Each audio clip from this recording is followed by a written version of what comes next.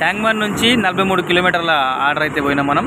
తోల్కట్ట అనే ఊర్లో డ్రాప్ చేసి అక్కడ నుంచి మెల్లగా వస్తుంటే మొయినాబాద్ దాటంగానే కొంచెం ఆకలి అయినట్టు అనిపించి బయట బోర్డు కనబడ్డది, వైట్ రైస్, చేపల కూర, చికెన్ అని.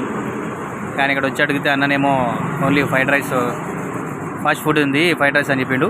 ఆ ఫ్రైడ్ రైస్ కూడా మనకు తినదు కాక ఏముందంటే ఇంకా నూడిల్స్ కూడా ఉందన్నాడు. మన ఫేవరెట్ కదా, బయట అప్పుడప్పుడు తింటూ ఉంటాం. డబుల్ ఎగ్ నూడిల్స్ అయితే ఆర్డర్ ఇచ్చిన.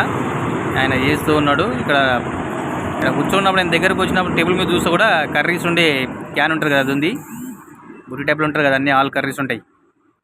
అది టేబుల్ మీద కనబడుతుంది మనకి. ఇది చాయ్, ఇది స్టాల్, ఇది ఇక ఉన్నాయి కదా ఫ్రాంచైజ్ అన్ని చాయ్ ఫ్రెండ్స్లో, దానికి సంబంధించింది. కాకపోతే మనడు అన్నీ అమ్ముతున్నట్టున్నాడు.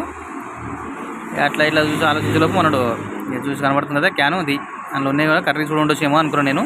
కనీసం పప్పనం తిందామని లేదని చెప్పి డబల్ ఎగ్ నూడిల్స్ ఆర్డర్ ఇచ్చి మనడు పట్టుకొచ్చిండు కలర్ఫుల్గా.